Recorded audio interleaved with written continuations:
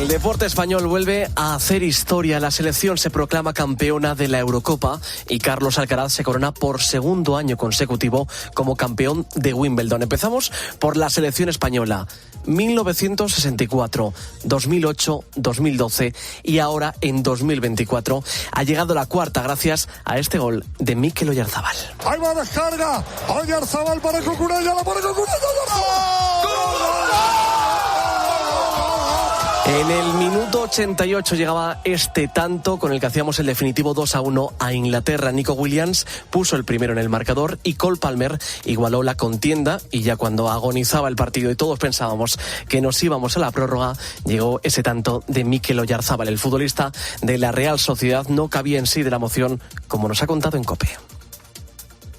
Una felicidad inmensa, todavía estoy que no me lo creo, después de haber pasado años malos atrás y momentos duros, pues bueno, no sé si el destino el que me tenía reservado esto, y bueno, estoy muy contento, muy orgulloso de haber podido ayudar, de haber aportado y nada, ahora toca celebrarlo. El gol se ha escuchado por muchas casas y calles de toda España. Madrid, Barcelona, Murcia e incluso hasta otras más pequeñas han celebrado este gol y se han colocado distintas pantallas gigantes para seguirlo en directo. Y ahora a celebrar el título, y muchos ya están en Cibeles. Hasta allí nos vamos a ir con Carlos Martínez. Buenas noches, Carlos. Buenas noches, David. La selección española es campeona de Europa 12 años después. En estos momentos miles de personas llenan la Puerta de Alcalá, Colón y la Plaza de Cibeles, donde la selección española levantará la Eurocopa este lunes a las 8 de la tarde. La fiesta va para largo y así suenan a las 2 y 5 de la madrugada las calles de Madrid.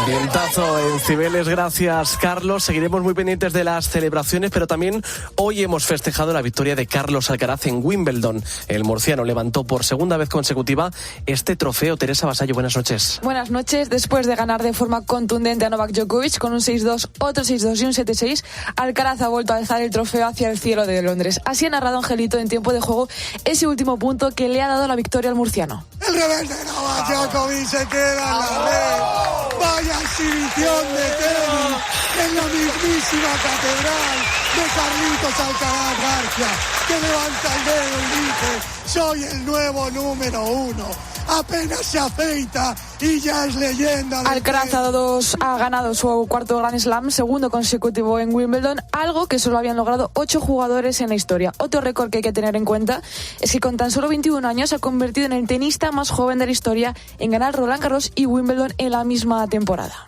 Además, Teresa, estamos pendientes de la Copa América porque por problemas con los aficionados se ha retrasado el comienzo de esa final entre Argentina y Colombia. Los hinchas del equipo colombiano se han intentado colar en el estadio y esto ha hecho que la final tenga que retrasarse media hora. Será a las 2:30 cuando suene ese pitido inicial del partido.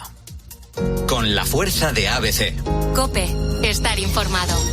Y aparte del deporte también hay más noticias. Ponemos la mirada en Estados Unidos, donde tras el atentado contra Donald Trump en un mitin en Pensilvania, el presidente de Estados Unidos, de Norteamérica, Joe Biden, ha ordenado este domingo una investigación independiente sobre el dispositivo de seguridad del servicio secreto. Hasta allí nos vamos, corresponsal en Washington, Juan Fierro. Buenas noches. Buenas noches. El presidente Biden se dirige en estos momentos a la nación desde el despacho oval de la Casa Blanca para abordar ese intento de asesinato del expresidente y candidato republicano Donald Trump. Biden informaba que había ordenado una investigación independiente sobre el atentado. I've directed an independent review of the national security at yesterday's rally. He ordenado una investigación independiente sobre la seguridad del mitin de ayer para saber exactamente qué pasó. Los resultados de esa investigación serán hechos públicos. Según los últimos datos facilitados por el FBI, Thomas Matthew Crooks, el joven de 20 años, autor del ataque contra el expresidente Trump, actuó solo y los primeros indicios no dan pistas de que pertenezca a alguna organización terrorista. Las publicaciones en redes sociales y textos hechos por el joven que han sido revisados hasta el momento por la policía no revelan ninguna ideología política ni tampoco se han descubierto antecedentes de algún tipo de enfermedad mental.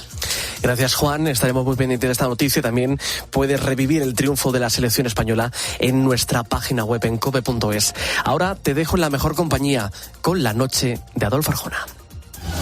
COPE. Estar informado.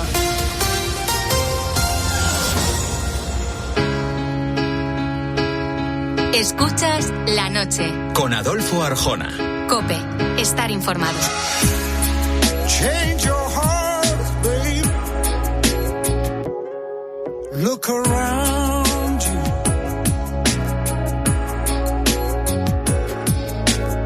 Change your heart.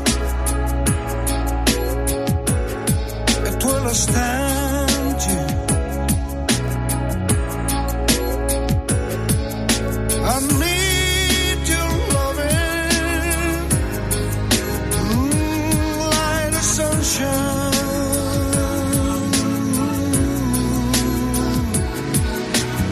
Everybody's got to love sometime. Cada semana comenzamos este programa abriendo un expediente de la crónica negra.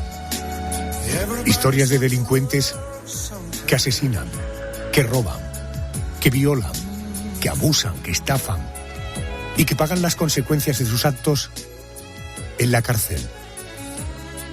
Las estancias en prisión no son iguales, ni para todo el mundo, ni en todo el mundo. Hay países en los que la prisión está orientada a la reinserción del preso en la sociedad. Es el caso de nuestro país. Hay otros países en los que la cárcel es sencillamente un castigo. ¿Esto tiene que ver con la calidad de vida del presidiario? ¿Un preso debe tener derechos? ¿Cuánto de castigo debe tener el paso por la cárcel? ¿O cuál debe ser el límite del castigo? ¿Basta con privar a una persona de libertad? ¿O además de esa privación de libertad, el reo debe tener una vida absolutamente básica y exenta de comodidades? A las 11 a dormir, hasta las 5. Desayuno a las 7. Me gustan las celdas limpias como una patena. Recordad eso y tendréis una vida larga y próspera. Ahora, ¡silencio total! Esta noche te propongo un viaje alrededor del mundo para conocer distintas prisiones.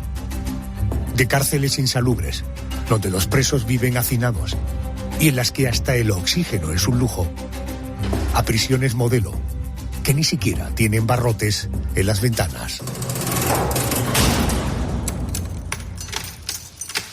Hoy en la noche de Arjona, cárceles del mundo.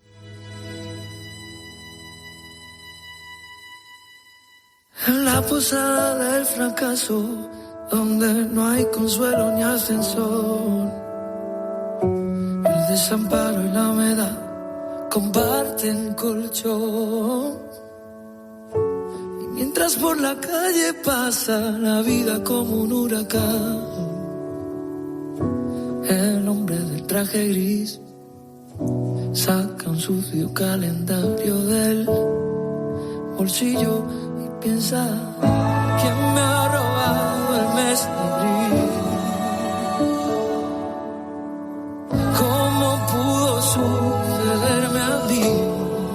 La noticia revolucionó el panorama mediático español este pasado verano. El chef español Daniel Sancho, detenido en Tailandia por presuntamente matar y descuartizar a un hombre. Ese fue el primer titular, las primeras informaciones. A partir de ahí, un mare magnum de noticias hasta el día de hoy. Un caso desde su inicio despertó el interés de los medios de comunicación, más que por el crimen en sí, por la persona que lo había cometido. El presunto asesino y descuartizador es hijo y nieto de dos de los actores más conocidos de España. Su abuelo, el recordado Sancho Gracia. Su padre, Rodolfo Sancho. Mostrar el respeto a las autoridades tailandesas, que creemos en la justicia y cómo funcionan las cosas. Y no solo eso, sino que decir que mi hijo ama, por eso venía profundamente a este país, a su cultura, su gente.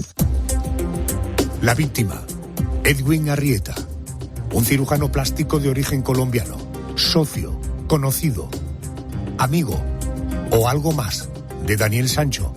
Aún esto no está claro. Lo que sí sabemos es que la policía tailandesa fue encontrando distintas partes del cuerpo del médico y que el chef ha admitido en diferentes ocasiones el crimen, protagonizando incluso una esperpéntica reconstrucción de los hechos. Daniel Sancho, a sus 29 años, fue encarcelado el 7 de agosto en la prisión tailandesa de Koh Samui, la cárcel más mediática de los últimos tiempos, cuyas rejas abrimos esta noche en nuestro programa. Adentro. Vamos a conocer un poquito más esta prisión tailandesa. Me atiende el director de la Fundación Más 34, que trabaja contra la soledad de los españoles en situación de desamparo en el extranjero. Él es Javier Casado. Buenas noches y bienvenido a la cadena COPE. Buenas noches, Adolfo. Muchas gracias. Oiga, desconocía la existencia de la Fundación Más 34. Alguna noche quiero llamarle y que hablemos en profundidad sobre esta fundación, porque trabajar contra la soledad de los españoles en situación de desamparo en el extranjero no es cosa menor, ¿eh? No, hay cientos y cientos de casos que te podría contar de españoles de todo tipo por el mundo, que nuestro trabajo fundamental es que ningún español se encuentre desasistido por el mundo. Privado de libertad o no privado de libertad. O sea, en cualquier situación que también hemos tenido de catástrofes naturales, ahí ha aparecido la Fundación a ayudar a nuestros compatriotas. Tiene mi compromiso de que hablaremos, no faltando mucho tiempo, sobre la Fundación. Oiga, antes de entrar en el detalle de cómo es la cárcel en la que Daniel Sancho fue encarcelado hace 2 meses, ¿por qué las cárceles tailandesas tienen tan mala fama? Pues por 2 motivos fundamentales. Uno, que es de los países con mayor hacinamiento del mundo, casi tiene 300.000 presos, para que se hagan una idea de nuestros oyentes. España hay 50.000, con el doble de población como país, o sea, que España tendríamos que tener aproximadamente 100.000 presos y ellos tienen 300.000. Y también, al ser un país muy turístico, dentro de esa población penitenciaria hay muchísimos ciudadanos extranjeros. Permítame que yo añada que las cárceles tailandesas no están orientadas a la reinserción, como por ejemplo ocurre en nuestro país.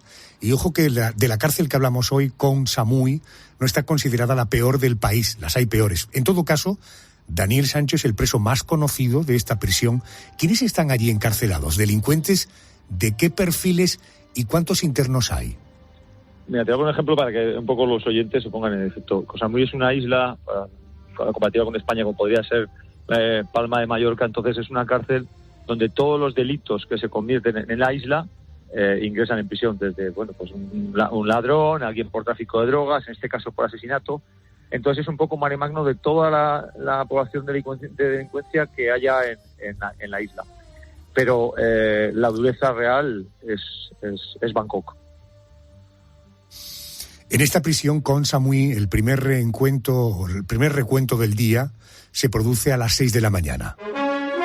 Y suena esto, el himno nacional de Tailandia. 2 horas después suena este himno mientras se hace el segundo recuento. Una jornada que termina a las 9 de la noche, cuando debe imperar el silencio. Javier, ¿cómo es un día en esta prisión tailandesa? ¿Cómo duermen los internos? ¿Cómo se asean? ¿Cómo comen? ¿Cómo pasan el tiempo? Pues mira, para que te hagas una idea, una celda es una celda común, como aproximadamente el tamaño, para que nos hagamos una idea, como media pista de pádel, donde normalmente hay más de 50, 60 personas. Claro, se tienen que tumbar en el suelo porque no hay camas. Entonces, bueno, hacen como un pequeño Tetris para poder adaptarse, y al final en una esquina hay como un agujero que se hace las veces de baño, y ahí tienen que hacer todas sus necesidades en un tiempo de media hora antes de abandonar la celda. Entonces, bueno, la salubridad evidentemente goza por su ausencia, y también el tema de las altas temperaturas y la humedad, y ese hacinamiento que se encuentra dentro hace que dentro de la celda la situación sea muy difícil. Una vez que salen, como has dicho tú, ¿de acuerdo? Se dirigen al recuento, recuentan ahí después del himno nacional, se recuenta diciendo cada uno el número, pasan al desayuno, que el desayuno no deja de ser un poco de arroz, y intentan pasar el día de la mejor manera posible, porque en el patio también se produce el mismo hacinamiento casi que hay dentro de la celda. Javier, a los presos de Koh Samui les llega información del exterior, es decir, ¿Daniel Sancho puede leer o escuchar noticias sobre su caso, o simplemente sabe lo que le cuentan sus abogados y sus familiares? Bueno, les llega alguna información porque, en este caso, los abogados y la familia, que la madre está presente allí, pues le da toda la información que va recibiendo para ir preparando su defensa. Pero al final, él es más mediático aquí que allí. Allí, bueno, por los internos y por la dirección saben que hay una expectación mediática, porque los familiares de los otros tailandeses ven que hay medios de comunicación en la puerta, pero poco más. He leído que pueden recibir visitas todos los días que quieran en el horario establecido para ello, que además las visitas son limitadas en el tiempo, que se hace a través de una mampara, con un teléfono, en fin, una imagen que todos tenemos en la cabeza por las películas. Algo parecido a esto, ¿verdad? Sí, es así. Tiene que el interno dar una lista, meterle una lista, digamos, de personas amigables, que se dice, que es las personas que él permite la visita, que son 5, y entonces si la persona está entre esas 5, de lunes a viernes puede ir a verle durante un espacio corto de tiempo a través de una mampara, y sobre todo puede ir a la cantina y comprar algo de los alimentos que se venden allí para que luego el interno lo consuma dentro. Por cierto, ¿cuál es el uniforme de los internos de Koh Samui? No sé si es un detalle menor o no, pero me llama la atención que Daniel Sancho, él sigue llevando el pelo largo, ¿no? No es menor, porque hay 2 colores, normalmente son un azul y marrón, que les distingue de los que están sentenciados a los que están en preventiva. Entonces, vale, una vez que está azul sabes que es un recluso que ya tiene una sentencia, y en preventiva, bueno, pues está pendiente de que a lo mejor un juez le pueda decretar una libertad, como en muchos casos, no en este, pero delitos menores que al final el juez decreta libertad. El tema del pelo, yo creo que lo normal es que ya a día de hoy ya se lo hayan cortado, sobre todo por salubridad. Además estaba pendiente porque el tema del pelo se suele utilizar como una prueba para el tema de uso de narcóticos, no en este caso, sino en todos. Entonces, una vez espera a no cortarle al principio hasta que un juez lo decida, para saber, por el tema del pelo, pues se puede sacar muestras científicas para saber si ese día esta persona o cualquier otra puede haber tomado narcóticos. Pero yo creo que eso ya, a las fechas que estamos, normal es que se haya cortado, porque dentro de la cárcel de Koh Samui, con todas las de Tailandia, es obligatorio llevar el pelo rapado para evitar, por ese calor, el tema de contagio de enfermedades. Okay, ¿es cierto que en Koh Samui los extranjeros son mejor tratados, tienen mejores condiciones y algunos privilegios de los que no pueden disfrutar los presos tailandeses? Sí, en parte porque lo que se les hace normalmente, como la gran mayoría de ellos son delitos menores, normalmente los extranjeros que han estado en Koh Samui son gente, porque para que nos hagamos una idea, allí el tema de la droga está penado, como decías tú antes, no existe capacidad de reinserción, sino es una pena. Entonces, con un porro son 3 meses de reclusión. ¿Qué se hace? Normalmente, cuando este tipo de delitos se les mete en un área de enfermería, en la cual es mucho más laxa que entrar al patio común. Eso es un poco por el cual a los extranjeros se les suele, digamos, tener un trato de favor, porque normalmente el tailandés se ingresa directamente sin pasar previamente por este pabellón. Hay informaciones que apuntan a que si Sancho es declarado culpable en el juicio que se celebrará contra él, su siguiente destino será la cárcel de Ban Quang, cerca de Bangkok, a los que muchos apodan el infierno en la tierra. ¿Este apodo le hace justicia a esta otra prisión tailandesa? Eso es lo que te comentaba antes, que cuando vaya, si tiene que ir a acudir a esa cárcel, es la que realmente, pues la situación es muy difícil, porque es una cárcel donde cumplen condena todos los penados del país con sentencias de pena de muerte. Entonces, claro, para empezar, aparte de que la población carcelaria es mucho mayor, la situación delictiva de todos ellos es mucho más preocupante que alguien que puede estar compartiendo contigo la celda por robar un teléfono móvil. Entonces, bueno, allí las medidas de seguridad, desde llevar agarrotes en los pies a tener un mayor control y dureza respecto a visitas, comida, y luego con esa situación que te contaba de que la violencia es extrema dentro de los internos. El infierno en la tierra, por tanto, el apodo hace justicia, ¿no? Sí, bueno, es una cárcel muy dura, pero los que hemos estado en más de 140 cárceles de los 5 continentes, bueno, yo no te la cambio, yo que te cambio esa por antes que estar en la Modelo en Bogotá, por ejemplo. Esta noche tendremos oportunidad de conocer algún caso severísimo, efectivamente. Javier Casado, director de la Fundación Más 34, usted y yo tenemos un compromiso, ¿de acuerdo? Perfecto, toma la palabra. Daniel Sancho, presunto asesino y descuartizador, lleva 2 meses interno en la prisión de Koh Samui. Allí va a permanecer previsiblemente hasta que se celebre el juicio contra él por el crimen del cirujano colombiano Edwin Arrieta.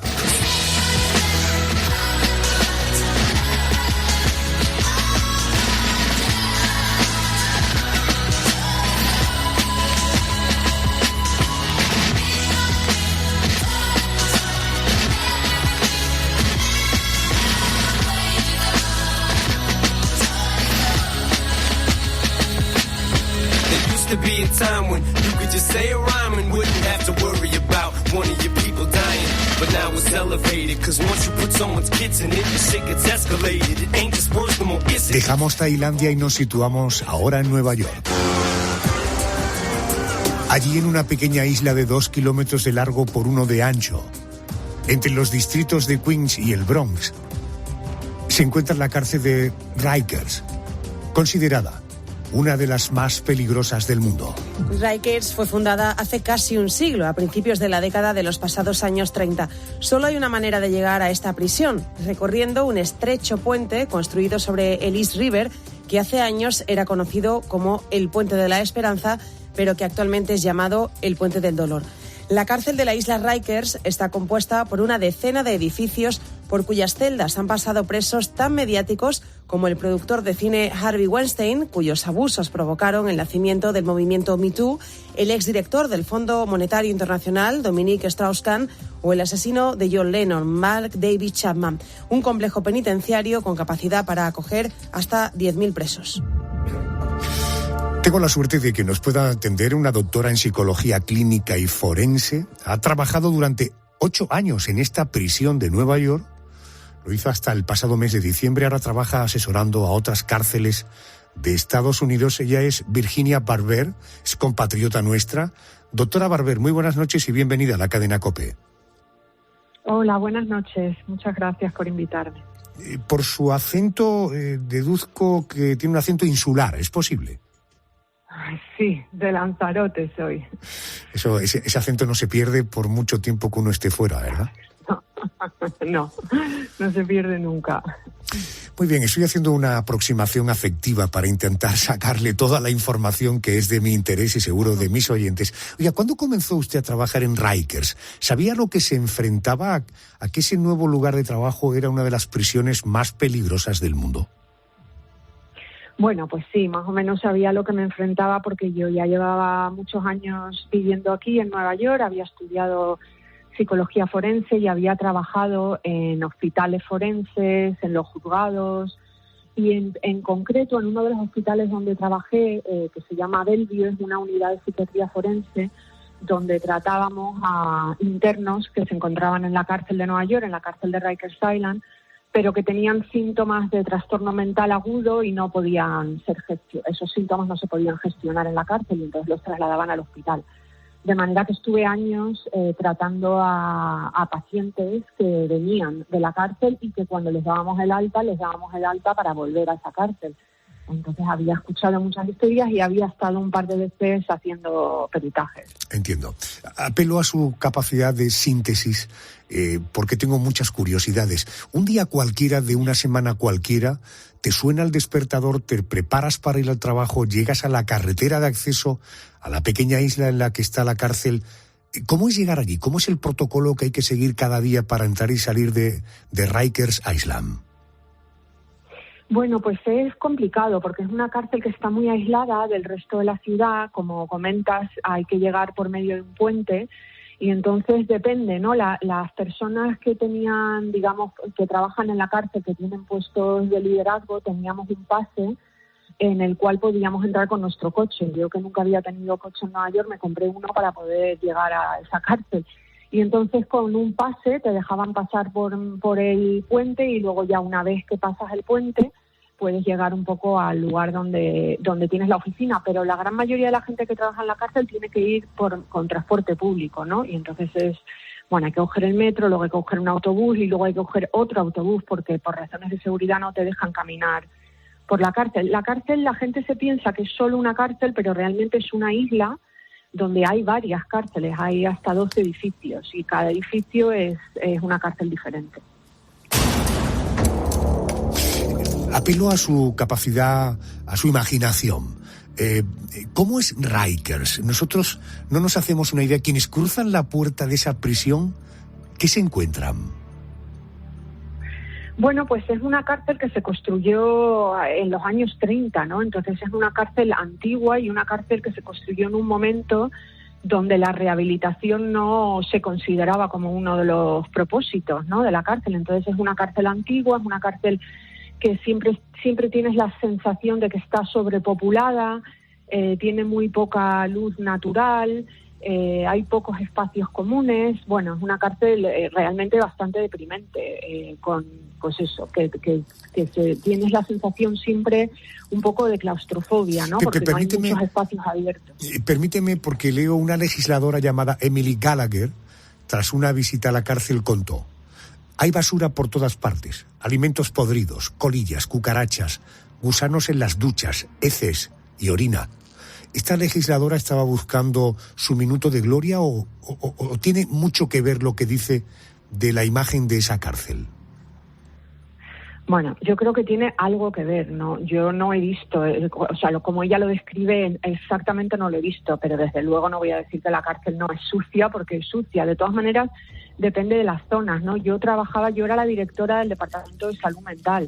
Entonces yo particularmente estaba en las zonas de la cárcel donde estaban los enfermos mentales, que suelen ser zonas donde hay mucho más personal, zonas que están mucho más limpias. Entonces, bueno, por ejemplo, los módulos de aislamiento tienden a ser un poco más como lo que ella está describiendo. Depende de la zona de la cárcel o las zonas donde se encuentra la población general, ¿no? O sea, donde no hay enfermos mentales, que son zonas que yo visitaba muy poco. Pero sí es una cárcel tiene zonas muy antiguas y muy sucias. De hecho, la van a cerrar. Hay un plan para cerrarla, ¿no? Estás oyendo a Virginia Barberes, psicóloga. Ha trabajado durante 8 años en la prisión de Rikers. Ha sido la responsable de la unidad de enfermos mentales. Oiga, ¿cómo eran sus sesiones de trabajo con los internos? Tengo entendido de que además entre los presos de esta cárcel hay importantes problemas de salud mental, ¿verdad? Sí, hay un porcentaje, la mitad de los internos está recibiendo algún tipo de tratamiento psiquiátrico y aproximadamente un 15% tienen lo que llamamos un trastorno mental grave. Esto es un poco un problema universal, no solo de la cárcel de Nueva York, ¿no? Donde hay más enfermos mentales en las cárceles que casi en los hospitales. Entonces, bueno, mi trabajo, era un trabajo de gestión donde veía a muchos pacientes, pero más bien hacía supervisión clínica en las unidades donde teníamos a personas con trastorno mental grave, como esquizofrenia, trastorno depresivo, trastorno bipolar. Entonces realmente son sesiones de grupo, sesiones individuales que no son muy diferentes de las que se pueden hacer en un hospital. Lo que pasa que estás en un ambiente mucho más antiterapéutico, ¿no? Entiendo. Como describía antes, ¿no? Oiga, en 2022 murieron 19 internos en esta prisión. ¿Por qué Rikers tiene ese título de dudoso honor de ser una de las cárceles más peligrosas del mundo? ¿Cómo es la vida allí dentro? Bueno, yo dudo mucho que sea la cárcel más peligrosa del mundo. Yo lo que pasa es que creo que esta cárcel recibe mucha atención mediática y se han hecho muchas películas sobre la cárcel. Pero hay otras mucho más, objetivamente, ¿no? Incluso si miras en el número de fallecidos o de suicidios o de... hay otras cárceles más peligrosas, incluso dentro de Estados Unidos. Dicho esto, es una cárcel muy complicada y sobre todo el número de muertes subió mucho después del COVID. Eso ocurrió también en otros sitios, pero en la cárcel de Rikers Island en particular. Entonces, claro, 19 fallecidos en un periodo tan poco de tiempo son muchos, ¿no? Muchas de estos son sobredosis, que también es un problema ahora muy gordo en este país en general y en las cárceles en particular. El número de fallecidos en cárceles por sobredosis y más con el problema del fentanil, pues está también aumentando. Y luego es una cárcel también con una historia muy tremenda de violencia, sobre todo de violencia, de los funcionarios de prisiones hacia los presos y también entre internos, ¿no? Entonces es un ambiente difícil. ¿Alguna vez tuviste miedo de ir a trabajar? No, yo no, sinceramente no tuve miedo, porque yo siempre, como ya comento, estaba mucho en los ambientes donde se encuentran las personas con trastorno mental y a mí nunca me ocurrió nada, nunca me agredieron algunas personas de mi equipo en algún momento, pero luego la realidad del día a día no es como la cuentan los medios de comunicación. La realidad del día a día es que también hay mucha humanidad dentro de las cárceles, que desarrollas relaciones terapéuticas con los pacientes, que muchos pacientes están muy agradecidos de que haya personal médico que esté intentando ayudarles y aunque obviamente hay violencia en la cárcel en general, pero no es parte del día a día. Virginia, he leído que en la cárcel hay un gran problema con el personal por el asentismo que obliga al resto de trabajadores a hacer turnos dobles o triples. He leído en el New York Times muchos funcionarios están convencidos de que su trabajo es inútil. La pandemia vino a empeorar esta situación. En 2021 se dispararon las bajas de los guardias. Si el papel de los funcionarios es, digamos, tan débil, entonces ¿Rikers es una ciudad sin ley para los internos? Bueno, sí, eso que comentas es algo que ocurrió después del COVID.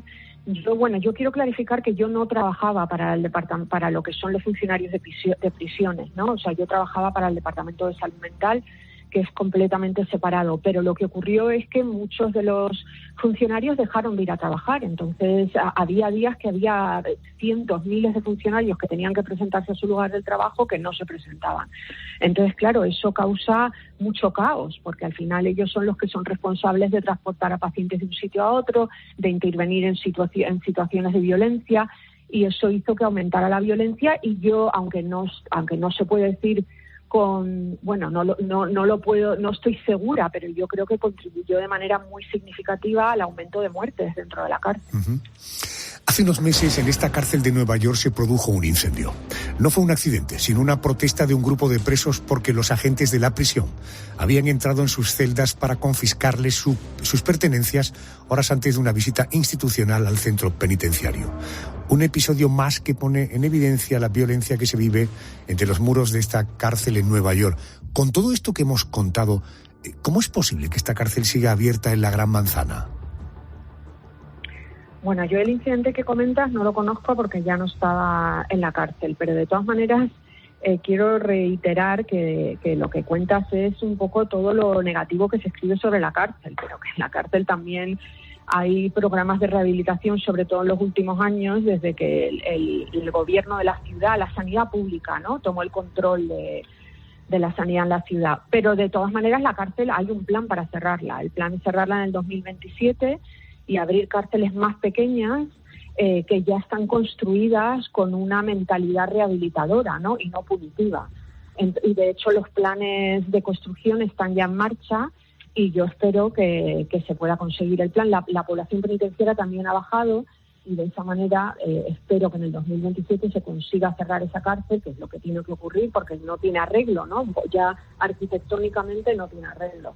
Y se abran cárceles más pequeñas donde se pueda conseguir la rehabilitación y que baje la violencia y baje el número de personas fallecidas en la cárcel.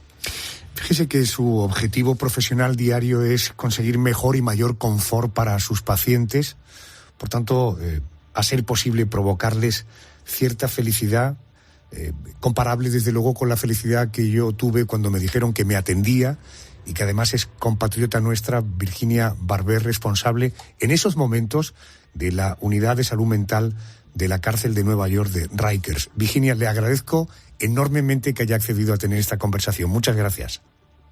Muchísimas gracias a vosotros. Buenas noches.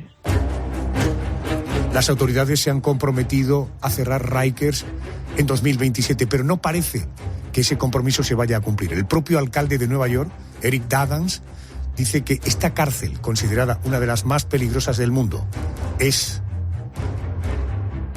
una vergüenza nacional. The book of love is long and boring. No one can live to damn thing. It's full of charts and facts and figures and instructions for dancing. But I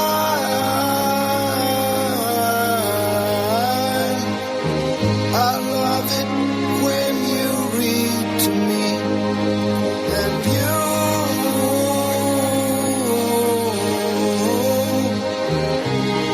can read me anything. Seguimos viajando por el mundo.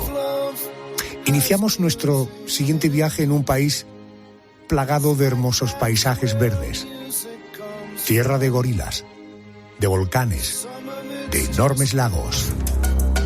En la parte oriental de África se encuentra Ruanda, un país aún marcado por un pasado reciente, el genocidio de 1994, que dejó más de 1 millón de muertos, pero que en los últimos años se ha esforzado por reinvertirse, mejorando su economía, convirtiéndose en uno de los lugares más seguros del mundo, impulsando el turismo y favoreciendo el papel de la mujer en la sociedad.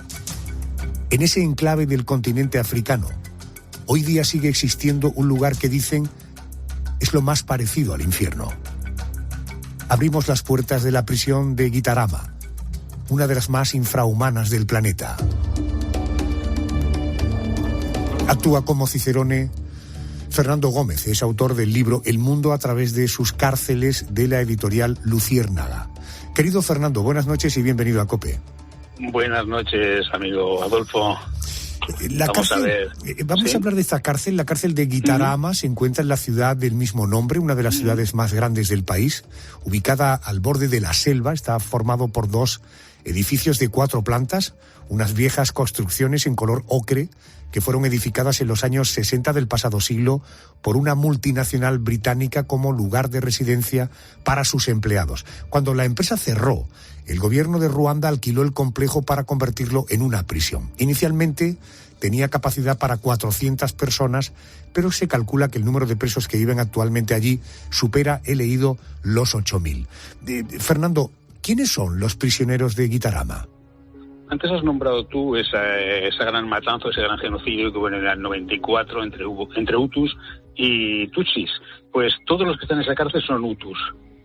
Entonces, si hay algo que no tienen ese enfrentamiento entre ellos por cuestiones étnicas que fueron tan fuertes allí, pues toda la población, esos 8.000 son Hutus y están en ese lugar que has comentado tú, en 2 edificios de 4 plantas, en los cuales están hacinados, imagínate, de 400 pasar a 8.000 el hacinamiento que hay, y les toca a cada uno medio metro cuadrado. O sea, están ahí, los hombres están súper apretados, están con el gran problema que eso conlleva para enfermedades, y ahí, al borde de esa selva, esa zona verde tan maravillosa, están rodeados por un muro de hormigón con sus concertinas y además todo el suelo minado. Allí no entra nadie más que ellos. Están los presos ahí dentro, han montado su sociedad en las cuales pueden llevar armas. Ellos llevan armas dentro y se rigen por unos códigos de honor que marcan las mafias más importantes de las que se crean en la cárcel. O sea, es una ciudad dentro de otra ciudad. O sea, la ciudad de los criminales, están allí todos juntitos y no entra nadie más. Los vigilantes vigilan siempre desde fuera. Hay un gran corredor que lleva hasta allí y cuando alguien intenta salir o escaparse, pues lo matan, porque el que está de vigilante sabe de que si no lo hace, acabará él estando dentro de esa cárcel tan brutal y tan bárbara. Leo de un médico alemán de la ONG Médicos Sin Fronteras que visitó la prisión de Gitarama, dijo: el hedor digno de una jaula de león mezclado con aguas residuales y los murmullos dementes, naturalmente de los prisioneros, son incapaces de preparar al visitante para la realidad del interior de la cárcel. Supongo que las enfermedades estarán a la orden del día. ¿Cuál es el estado de salud de los presos de Gitarama? Bueno, con los buenos estudios, los datos que se tienen es que no pasan de los 8 meses. El que ha entrado allí prisionero vive como máximo 8 meses. Imagínate una persona que está allí y que pueda saber que en 8 meses va a morir, el paraíso que se va a montar a su manera, a su modo. O sea, que viven muy poco por eso, por todas las enfermedades que se les van cogiendo, la mala alimentación, porque se alimentan fatal, porque simplemente les entran una vez al mes a llevarles comida, y las mafias propias del interior de la cárcel manipulan, se los quedan y van haciendo lo que consideran oportuno con esos alimentos. O sea que están mal de alimentación, están mal en salubridad y están pues con todo lo que eso conlleva, desnutrición y enfermedades por todos lados. Leo, se habla de pies podridos por andar descalzos en un lugar tan insalubre, gangrena en dedos, pies y piernas, muerte por septicemia, infección de la sangre, cólera, ébola, en fin, un catálogo extenso de patologías. Fernando, ¿un preso de Gitarama puede acabar saliendo de la prisión tras cumplir su condena? ¿Ese caso se da? No se ha dado. E incluso hay en otras cárceles, ya no es la de Gitarama. Por ejemplo, hay una cárcel en Haití en la cual se han dado casos de que después de revisar el juicio se han visto que eran inocentes. No permiten la salida. La persona que entra ahí dentro no puede salir aunque fuera inocente. O sea, no se conoce el caso de que ninguno de ellos haya salido. Es un peligro también, pues sí, porque sería pues un dato más que tendrían tanto las organizaciones, las ONGs que has comentado, Médicos Sin Fronteras y la Cruz Roja, sería tener una persona que de cara al mundo lo pudiera manifestar, no solo que tendrían la voz de una persona que ha estado dentro, no simplemente unos observadores.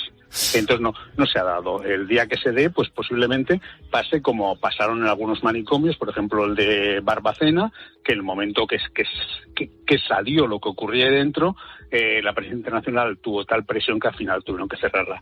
Y lo de Ruanda, que es un país que está ahora en pleno ascenso, es un país que está subiendo mucho la economía, es un país que, como tú comentabas, la mujer ya empieza a tener ya una serie de conseguir una serie de ventajas, pues sería un paso atrás. 1 de cada 8 presos muere antes de los 5 meses, muchos mueren en los primeros días. Una vez por semana, las autoridades llevan a la cárcel de Gitarama alimentos, agua y distintos suministros. Ojo, una vez por semana. Los dejan en la entrada y son los prisioneros los encargados de distribuirlo. El mismo día que dejan las provisiones, se llevan los desechos, basura, excrementos, incluso cadáveres. Fernando, a nivel interno, ¿cómo están organizados en esta prisión? Pues están en grupos, en mafias propias. En todos estos lugares siempre se crean grupos de poder. El que es un poco la ley del más fuerte, la ley de la selva, dentro de esas estructuras. Eso se da tanto en esta como en la amplia mayoría de cárceles de todo el mundo. Hay un grupo de personas que son las que, si no tienen, como es en este caso, vigilancia exterior, pues van montando un submundo y van haciendo lo que consideran ellos. Lo que pasa es que es muy corta la vida, la que estábamos hablando, esos 8 meses, y entonces pues que es muy rotativa. Y entonces están todos en grupos montados en relación a mafias que creadas para este menester. Los presos solo tienen derecho a comer una vez al día, aunque algunos ni eso. No hay alimentos suficientes para todos e impera, como decía Fernando, la ley del más fuerte. Si escribes en cualquier buscador de internet prisión de Gitarama, automáticamente aparecen decenas de resultados con la palabra canibalismo. ¿Es cierto que en esta cárcel africana se practica el canibalismo? Es lo que están diciendo las ONGs que comentaba. Si lo dicen, será cierto. Entonces, poner en duda lo que te diga Cruz Roja o diga Médicos Sin Fronteras sería, pues no sé, una barbaridad.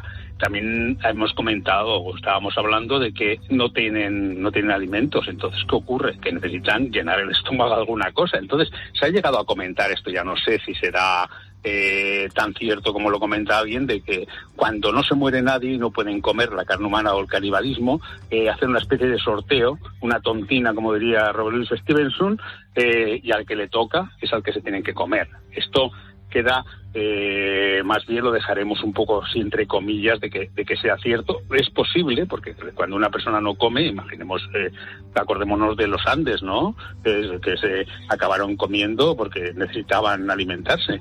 Pues aquí pudiera ser lo mismo, porque con la poca comida que les dan y siempre estará controlada por un grupo, entonces que pase el canibalismo no me extrañaría lo más mínimo.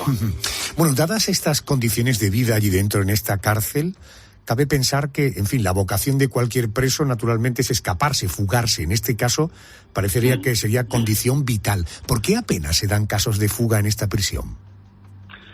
Pues también porque lo que encuentran fuera tampoco será muchísimo mejor que lo que tienen dentro. Descontando la muerte, no hay nada más. Y no se dan por lo que comentábamos también, por las medidas de seguridad que hay exteriores, no interior. Si tú pones un recinto cerrado y pones un grupo de personas vigilando ese recinto cerrado desde lejos, es muy difícil que escapen.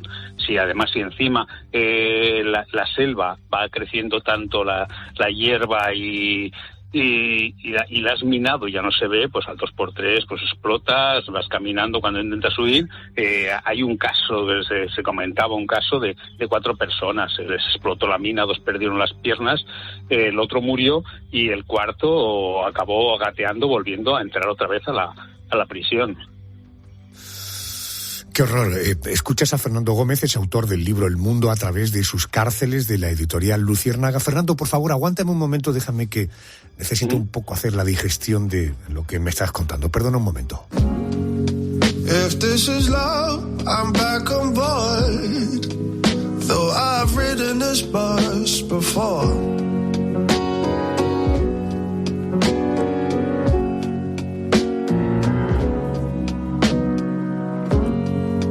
Maybe it's more, maybe it's not.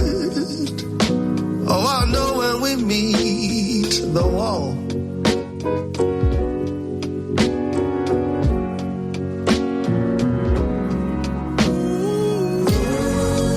All I got is love and time. Oh, I'm just living by design. Hemos comenzado en Tailandia, hemos viajado hasta Nueva York, hemos ido a África. ¿Y si te digo que existe una cárcel que más que eso parece un resort en una estación de esquí? Ojo, porque no es ninguna exageración. Te voy a hablar ahora del polo completamente opuesto a todo lo que has oído.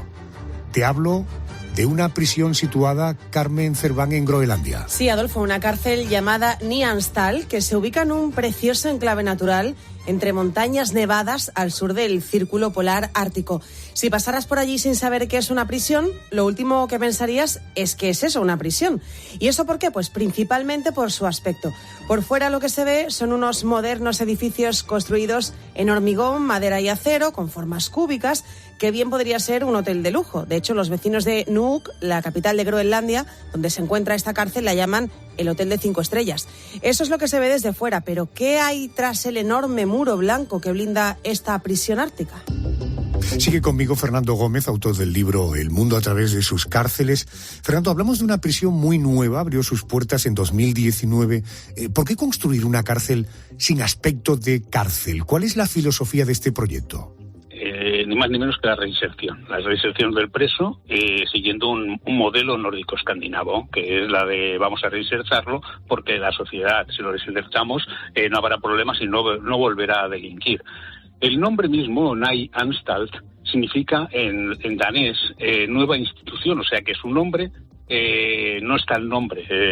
La traducción nueva institución no suena muy bien, Ny Anstalt, pero es eso, una nueva institución, un nuevo concepto de lo que se considera que debe ser una cárcel del siglo XXI, una cárcel en la cual los que están puedan reinsertarse sin que estén notando esa presión de estar encerrados, que sepan que lo que están viendo no pueden pasear por ahí, pero que tampoco les tenga tan cohibidos, que están viendo una montaña preciosa que tienen cerca, unos paisajes muy bonitos, nevados, pero preciosos, y entonces pues eso les ayuda a pensar que fuera pueden estar bien, pero no necesariamente tienen por qué estar mal, aunque también hay que decir que hoy en día hay muchísimas prisiones que tienen ese concepto. Pero en este caso concreto, ¿es cierto que no hay barrotes? No, primero no es necesario dentro de decir, la reinserción, es que incluso la celda no se le puede llamar celda, está prohibido llamar celda al lugar donde están, se le llama habitación, para que ellos estén más sueltos. No hay barrotes, pero no es sorprendente, eso no es lo más sorprendente, porque es que la mayoría de cárceles siempre han sido creadas para que la naturaleza sea un vigilante más.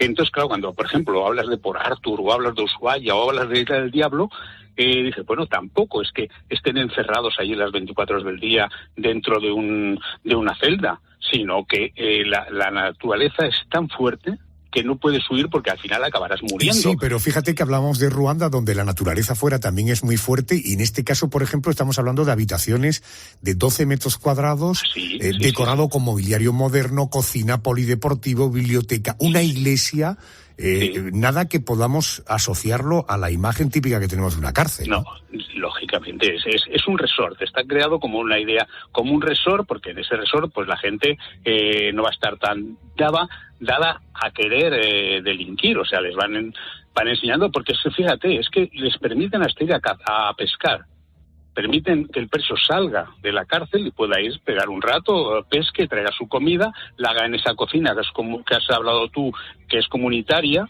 y vayan a los oficios religiosos o vayan al campo de deportes y puedan practicar o divertirse. Tienen todos a su alcance. Hay alguna filmación por internet en la cual se puede ver una de esas habitaciones, esa habitación con sus 12 metros.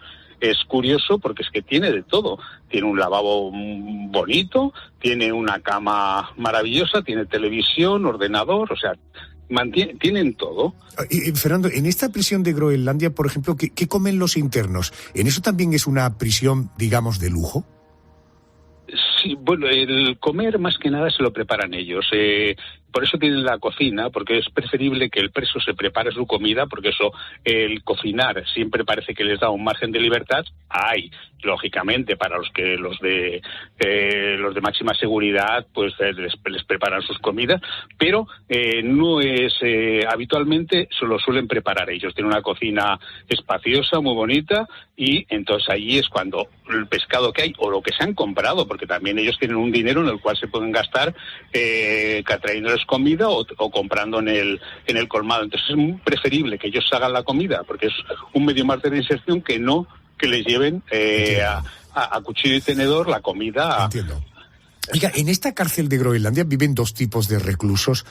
¿Quiénes están presos en esta lujosa cárcel? Pues tiene 76 celdas. Entonces las 76, celdas o habitaciones, perdona, porque sí, no, igual me llama la atención.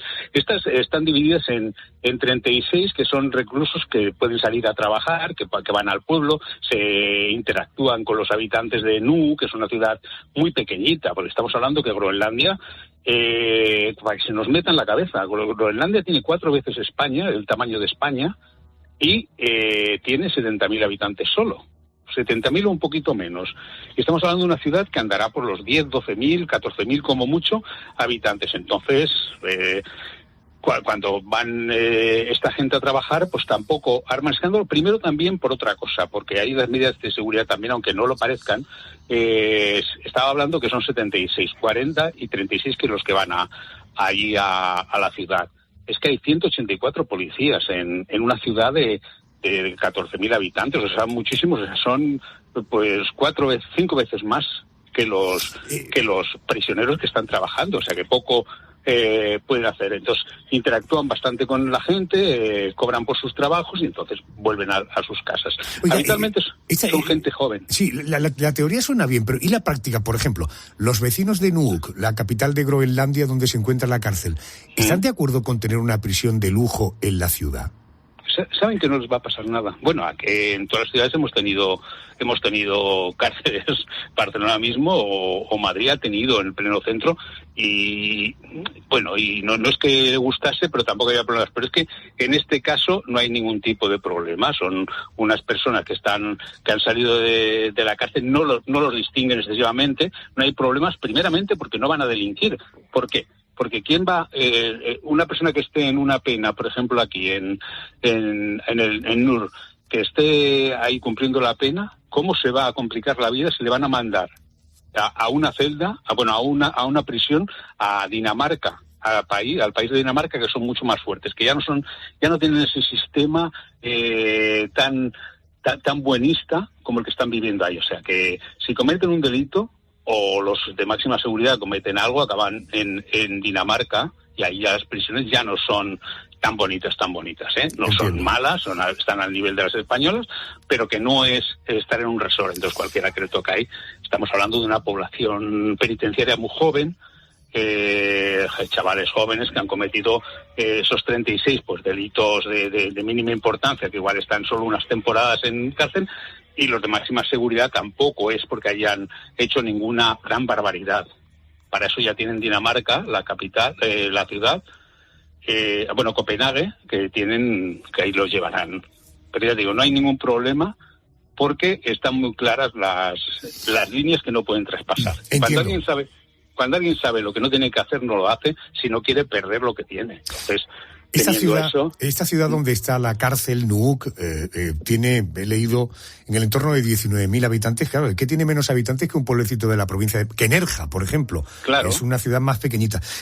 Tú que has tenido oportunidad de hacer apnea sobre las cárceles en el mundo, no sé si tienes conformada la opinión. Claro, con esta cárcel de aquí, la reinserción, todo está llevado a ese objetivo. ¿Qué componente de pagar por el delito cometido debe tener una cárcel? Porque tú eres de la opinión de que la cárcel debe tener una naturaleza básicamente de reinserción y no de castigo. Tiene que unirse las dos cosas, castigo por lo que se ha hecho o que no lo olvide. Hay una famosa cárcel, la de Filadelfia, me parece que la comentamos cuando hablamos en su día de Alcatraz, la de Filadelfia. La celda es muy oscura y solo hay una luz arriba que le llaman el ojo de Dios. Entonces cuando mira es para que esa única luz que entra por arriba le haga pensar y reflexionar. El preso ha de reflexionar por lo que ha cometido, pero no se le ha de cerrar ninguna puerta para su reinserción. Hay personas más reinsertables que otras, hay delitos reinsertables y otros no tanto, y otros incluso no hay ningún tipo de reinserción. Pero creo que la función de cualquier sociedad es que el que ha cometido un delito pueda borrarlo de su vida. Todo el mundo está propenso o puede tener la propensión a cometer alguna barbaridad, algún delito. Entonces yo creo que la misión es que pueda reinsertarse. Otro día hablamos de los derechos de la víctima, en todo caso. Si te apetece profundizar un poquito más en este asunto, El Mundo, a través de sus cárceles, firma Fernando Gómez, que muy amablemente una noche más ha decidido aceptar mi invitación. Fernando, gracias por atenderme. Un abrazo fuerte. Gracias a vosotros. Gracias. Un abrazo muy fuerte, Gracias. Adolfo. Buenas noches. Esta prisión, Ny Angstal, en Groenlandia, abrió sus puertas en 2019.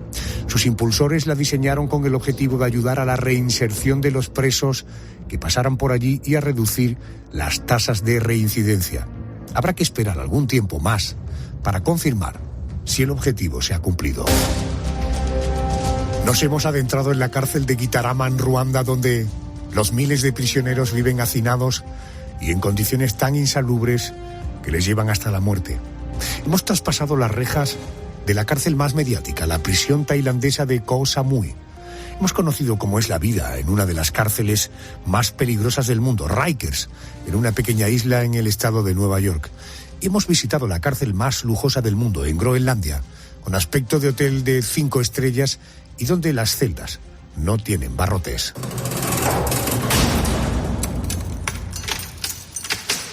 Ahora noticias y después respondemos al porqué de las cosas. Something in the way she knows, and all I have to do is think of her.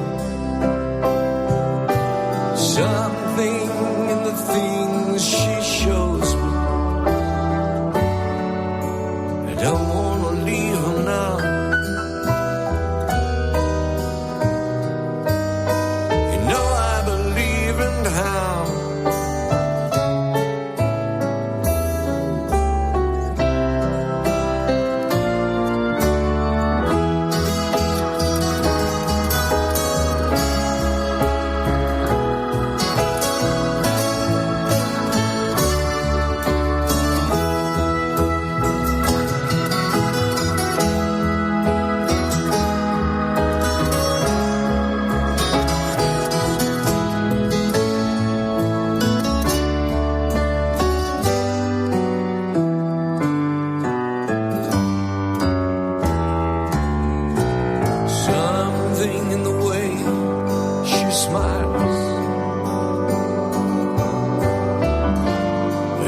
Me like no other lover.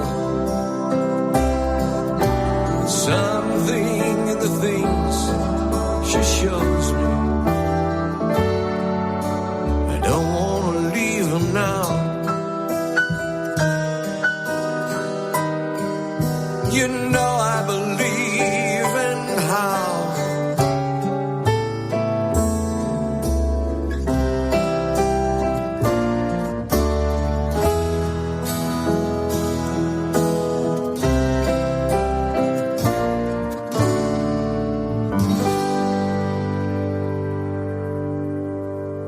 Adolfo Arjona. La noche. COPE. Estar informado. Verdades en la radio y tú puedes contarlas con nosotros. Con Carlos Herrera, Pilar Cisneros, Fernando de Aro o Juanma Castaño. Gracias al máster universitario en Radio COPE de la Universidad CEU San Pablo y Fundación COPE. Con 2 años de formación y prácticas remuneradas durante el segundo año. Máster universitario en Radio COPE. Infórmate en fundacioncope.com y en el 91 828 39 30. Decimos adiós a una Eurocopa histórica. Y damos la bienvenida a los Juegos Olímpicos. ¡Comienzan los Juegos Olímpicos! Quedan 11 días para el mayor espectáculo deportivo del mundo. ¡Es campeón olímpico! Cada medalla, cada récord. Los Juegos Olímpicos en COPE. Con Manolo Lama y los números 1 del deporte desde París.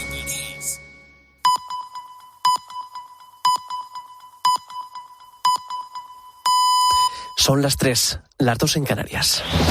Última hora en COPE. Estar informado.